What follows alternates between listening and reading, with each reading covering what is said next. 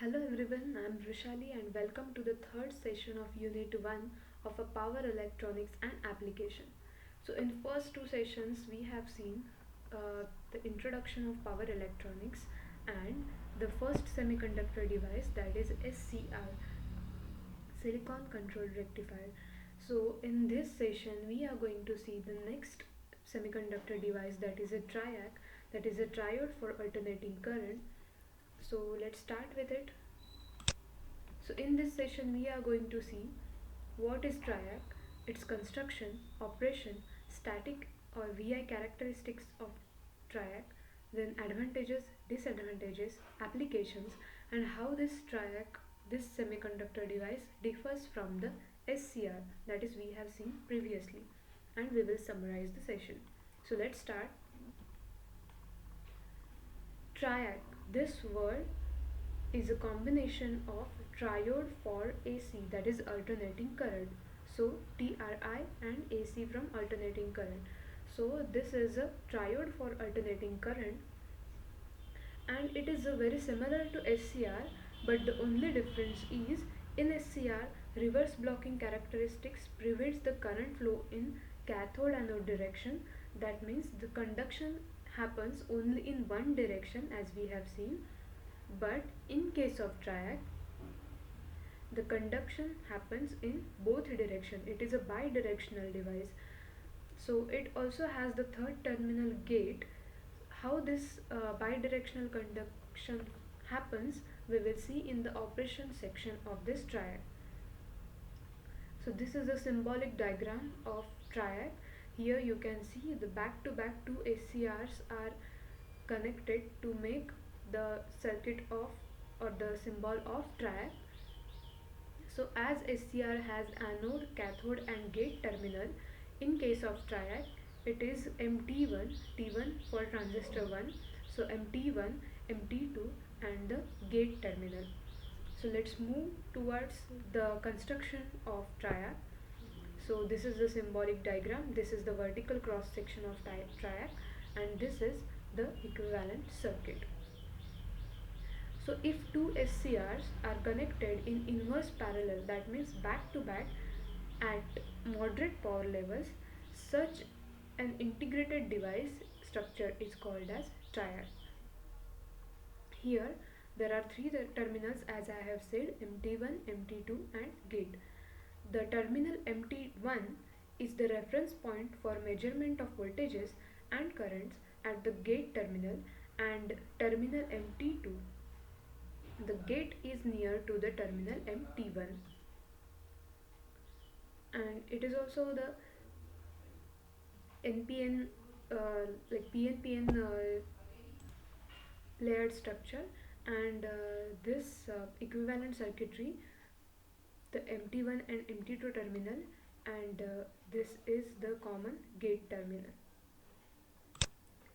Now talking about the operation of triac, again four modes are there.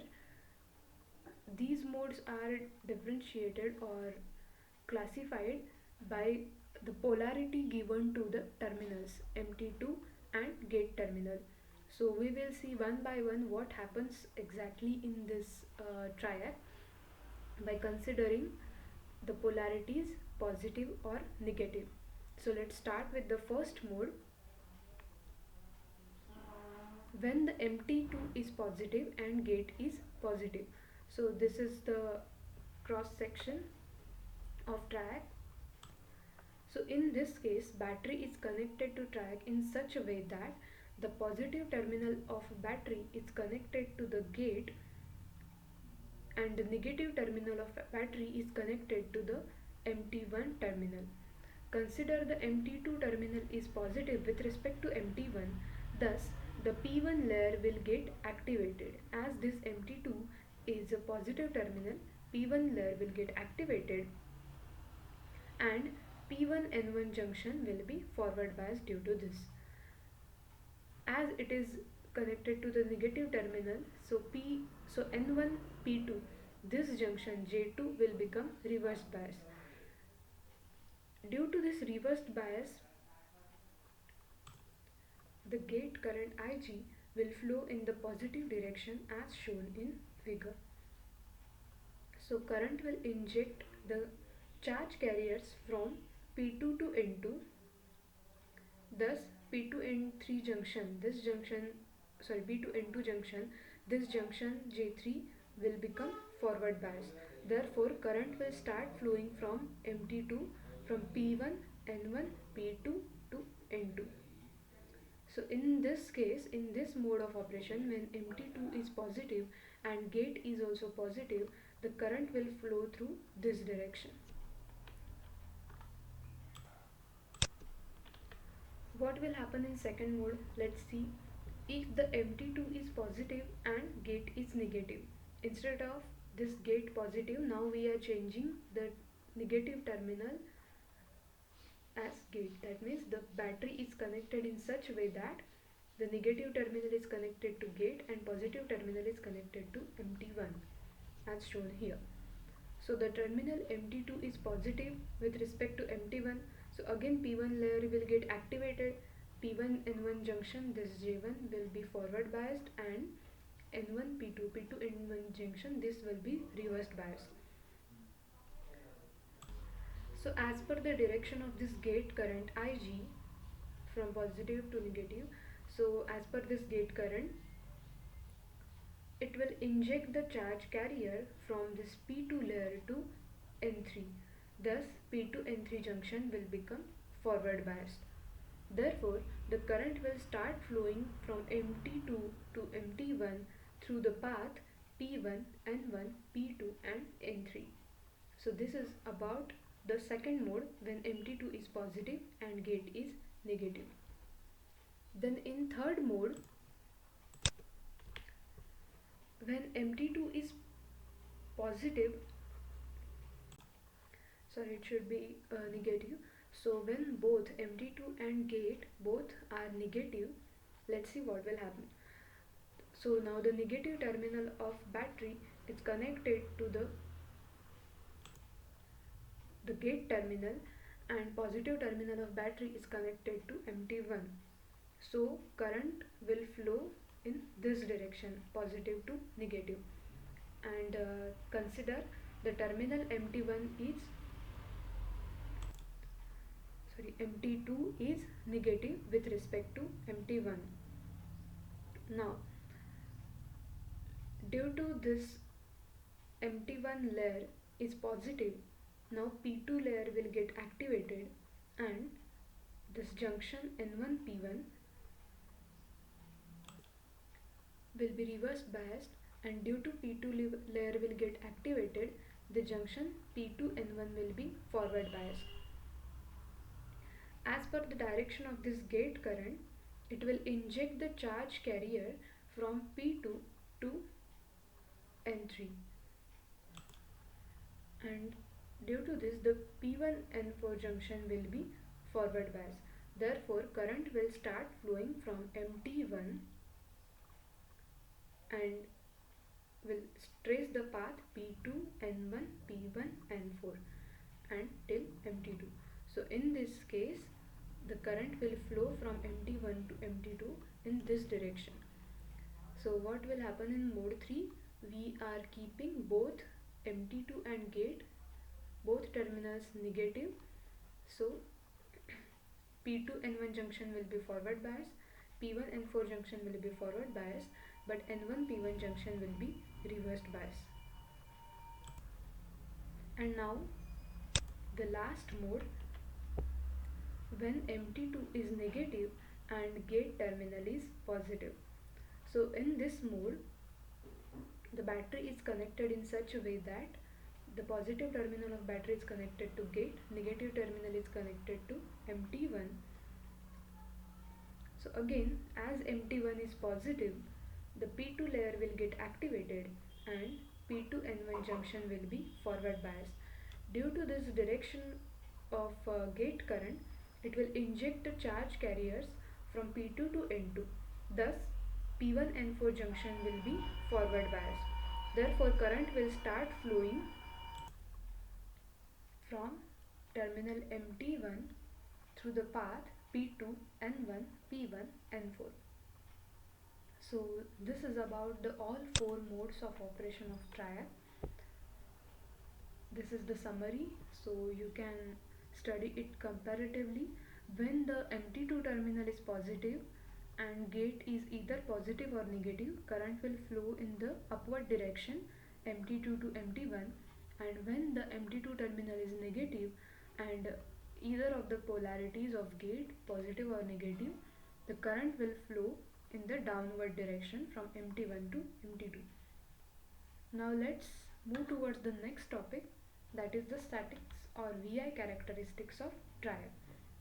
So if you remember the characteristics of SCR, it is quite similar. The first quadrant, if you remember, it is quite similar to that of SCR, but as this triac operates in both directions, so the same characteristics will be there in the negative direction also, in third quadrant also. So the characteristics of triac based on the terminal MT1 as a reference point, it is shown over here. Its equivalent circuit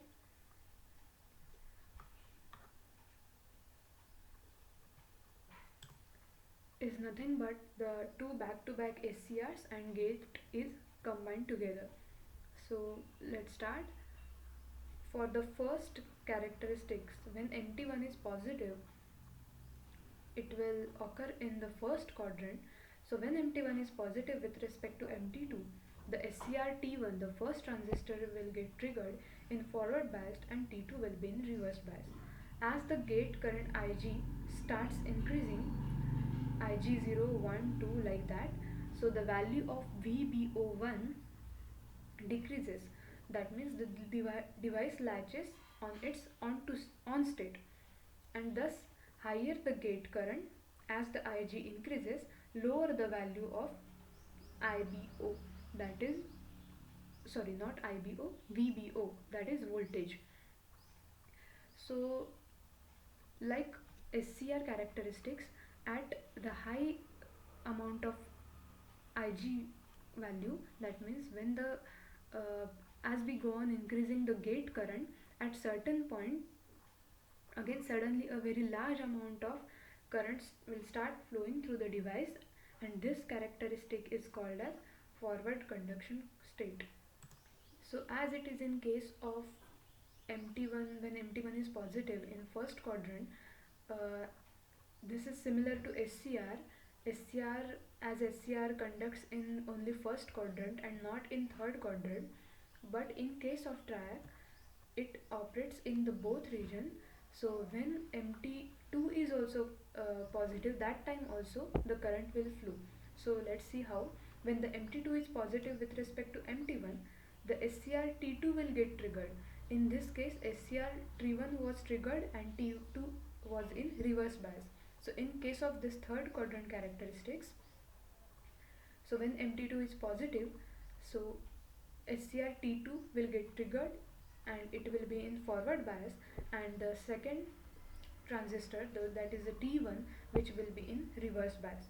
So during this state, the characteristics will be similar to the forward bias but in the negative direction because of T2. For T2 these are the characteristics, for T1 these are the characteristics. So when the gate current starts increasing, the value for forward breakover voltage starts decreasing.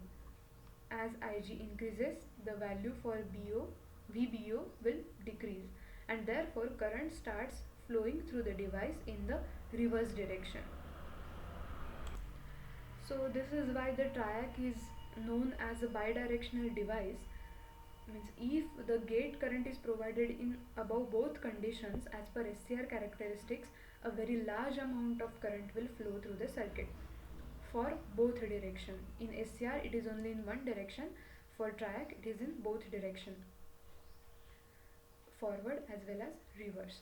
So this is about the static characteristics of triac. Now we will see advantages, disadvantages and applications of triac. Okay. So advantages of triac. These triacs can be triggered with positive as well as negative polarity voltages, as we have seen just now. It is having a very simple construction, and it works in safe breakdown in both direction. That means in some of the DC applications, SCR is required to be connected with the parallel diode to protect against the reverse voltage. But in case of this triac, it used without a diode, so safe breakdown in both direction is possible. Then talking about the disadvantages of triac, it requires a very careful handling and it is less reliable as compared to SCR.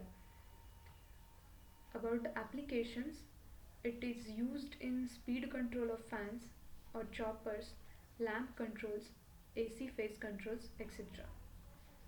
So this is about the advantages, disadvantages and applications. Now we will see whatever we have studied in last session, that is the SCR, and today's session, that is the triac. We will have a comparative study. What is the difference between SCR and triac? What is the difference between these two semiconductor devices? So if you see, the first point is conduction of current. So we know that SCR can conduct current only in one direction and blocks the current in other direction. So it is called as unidirectional device. Whereas in case of triac, we have seen today that triac can conduct current in both direction, positive as well as negative, and it can also block the current in both direction. So it is a bidirectional device. This is the very basic and main difference between SCR and triac, unidirectional and this is bidirectional. Then in case of gate control voltage, SCR can work with only positive gate triggering, but triac can work in both positive as well as negative gate triggering. In case of operations, SCR operates only in the first quadrant. If you remember the VI characteristics of SCR, the current conduction was only in case of first quadrant. But in case of triac, it operates in either first or third quadrant. First quadrant positive direction and third quadrant negative direction of current. Then power control. SCR can be used in a very large amount of power controls, whereas triac cannot be used to control the very large amount of power. Then SCR is mainly used to control the DC power, whereas triac mainly used to control AC power. Triac can also be used to control DC power also, both AC DC power. Then the polarity, as SCR is a unidirectional device, so polarity should be maintained when it connects to any circuit. We have to check the polarity while connecting the SCR, but it is not in case of triac, as triac is a bidirectional device, so it can be connected in any manner with the circuit. There is no limitation for that. Then talking about the applications, SCR can be used in applications like controlled rectifiers, inverters, battery chargers, speed control or of AC or DC motors, etc. And application of triac, right now we have seen, it can be used as a static switch fan regulator, lamp dimmer, AC voltage stabilizers, etc. If we talk about the reliability of these power semiconductor devices, then it is observed that SCR is more reliable than the triac. So this is about the comparison of SCR and triac, which we have seen in last two sessions, these two semiconductor devices. So in today's session, what we have seen, what is triac, its construction, its four modes of operation by considering the polarity of terminals MT2 and gate, then its statics or VI characteristics, advantages of triac, disadvantages, applications, and the comparison of SCR and triac. So this is all about the triac, that is triode for alternating current. In our next video, we are going to see the third power semiconductor device, that is power MOSFET. Till then, thank you, stay home, stay safe, and happy e-learning.